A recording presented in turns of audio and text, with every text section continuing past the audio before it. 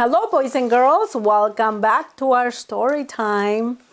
My name is Marie, and this is Sophie, and there's our precious little dog. He is so cute. He loves story time, and he loves to be in Sophie's lap, and Sophie loves him so much too. So he's part of our family because God made the animals. And now we have another dog. She's a big dog. But she's not here because she's an outside dog.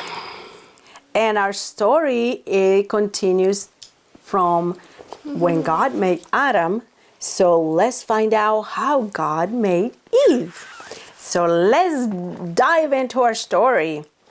It says that as Adam watched the animals basking in the warm sunshine or playing happily in the meadows, he soon noticed that they were in pairs.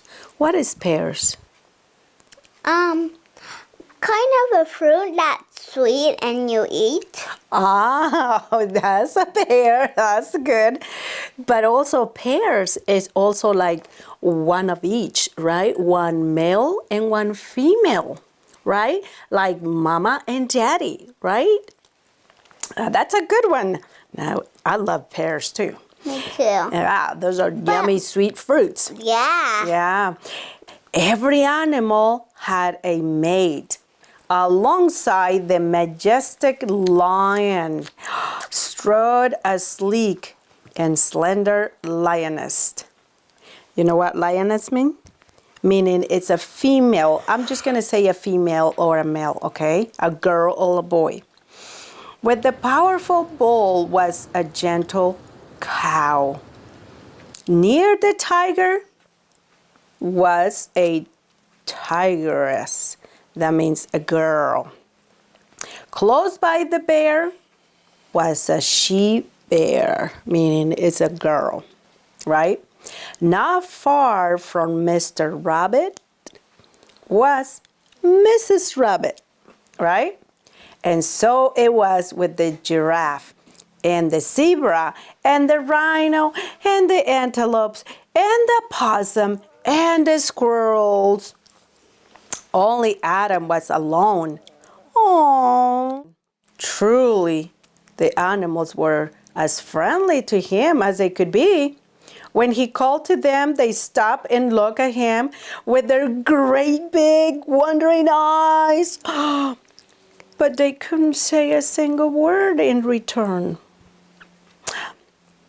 The little dog seemed to understand him best when he wiggled a tail.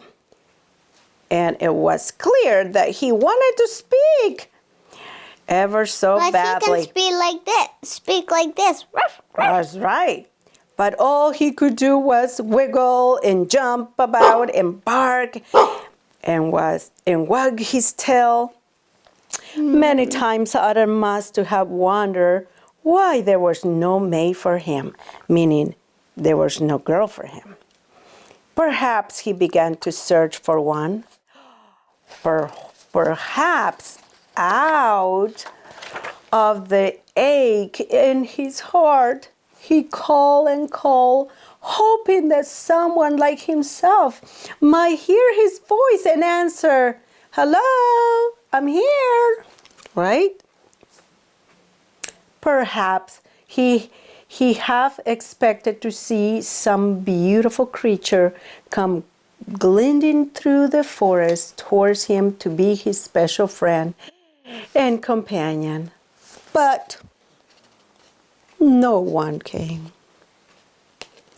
How sad. As he lay upon the grass, thinking of these things, his sense of loneliness increased. Oh, the earth was very beautiful, the animals so friendly and amusing, but there was nobody for him to talk, nobody with whom he could share his thoughts, nobody, that is, except who? Eve. Who did he know? Eve was not here yet. Who could he talk to besides the animals? God. God. Suddenly, Adam began to feel very sleepy. Oh, yeah, like that. Very sleepy. This was very strange, he thought. Did he ever feel sleepy before? No. No, he had never felt like this before. What could be happening to me? He tried to keep awake like this. You know how you feel like when you're very, very, very tired and you're trying to stay awake and you can't and you can, and you open your eyes and you still can't keep your eyes awake. He tried to keep awake, but it was no use. Moment by moment, he became sleepier and sleepier until at last he could keep his eyes open no longer. The earth, the flowers, the trees, the animals, all faded away and were forgotten. Now God drew near to him again, as near as he had been a little while before, when he had breathed into his nostrils the breath of life. With one swift touch of his gentle creative hands, he removed a rib from his sleeping form before him, closing up the wound with his infinite skill. What's a rib? A rib is this right here. Let me feel it. You see that? Mm-hmm. I mean, did you feel that? Mm-hmm. Yeah. So God opened it up, make him go to sleep, and then he cut it somewhere that he wouldn't feel pain. And the rib which the Lord had taken from man made a woman. So he made a woman out of the rib from here. What a strange thing for God to do, right? Do it again. Say it again, and then you touch it. Yeah, that's the rib right there. God made Eve out of that. If he could make the sun, the moon, the stars by saying, "Let there be light," in the firmaments of the heavens, and if he could make all the animals by saying, "Let the earth bring forth a living creature after his kind," why did he not say, "Let there be a woman"? Why, after making Adam the most marvelous creature in his wonderful new world, he did take a rib from his perfect body to make his life companion? There must have been a good reason why God acted this way. And I like to think it was because he wanted Adam to know that his wife was truly part of him, so that he will always treat her as he would himself. The Bible tells us that God made Eve to be a helpmate. And what a lovely thought that was. She was to stand by his side always, helping him, working with him, planning with him, and sharing life's joy with him. But let us watch God at work again. Of Adam's rib, we are told he built a woman. Can you touch my rib again? Out of there. Okay. Even as he had formed man out of the dust of the ground, so now with infinite wisdom and skill, he fashioned the one who was to become the mother of the whole human race.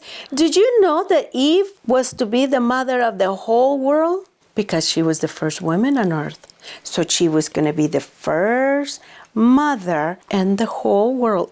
How perfectly he molded the features of her lovely face. How gratefully he arranged her long hair. With what loving thought he placed within her mind and heart all the tenderness, all the gentleness, all the sweetness, all the endless store of love he wanted every mother to have. In less time than it takes to tell, there stood before him the fairest creature of all creation. her eyes sparkling with the joy of life. Your eyes are sparkling. Oh, yours too.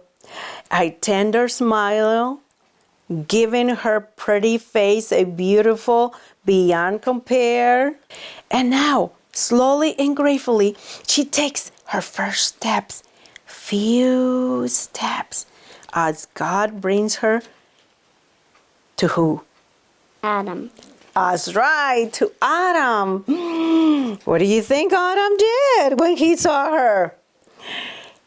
Wonderingly, she looks down at the sleepy figure before her. Who is that? Eve. Who's the one, the sleepy one? Adam. That's right. Who can it be? Dreaming perhaps of the companion he hopes to meet someday, somewhere in this wonderful world God has given him. Adam stares and opens his eyes. Oh, wonderful of wonders! There before him stands someone more beautiful than he thought dared to hope for. A being so choice, so noble, so altogether lovely, that he can scarcely believe that she is real. Looking into her bright, kindly, understanding eyes, he knows at once that this is his mate, the dear companion for whom he has been longing. And Adam said, "This is now bone of my bones and flesh of my flesh. She shall be called woman, because she was taken out of man." It is love at first sight. Do you know what love at first sight is? Okay, let me put an illustration. If I bring a little kitten home and you see the kitten for the first time, what are you going to do? You're going to go, "Oh!" And you're going to love that kitty, right? That's what happened. That's love at first sight. Instantly, both seem to know that they belong to each other. Eagerly, they link hands and walk away together. You know what link means? They hold hands and walk away together. As king and a queen of the glorious new earth, they wandered through the flower-filled fields, exploring the wonders of God's creation and marveling at the glory of his power. Meanwhile, not far away, silently, watching over them in the tender love and smiling at their perfect happiness, God himself, his joy complete in their joy. God is really happy because he sees Adam and Eve happy. Well, boys and girls, that is the end of our story. Would you please bow your head and pray with us? Would you like to say the prayer, Sophie? Yes, and already Nacho's about to pray. Okay, close your eyes. Dear Heavenly Father, please help us to be good. And please help us to close our worship as we close the worship. In Jesus' name we pray. Amen. Well, boys and girls, we'll see you next time. Bye-bye. Wave, bye-bye.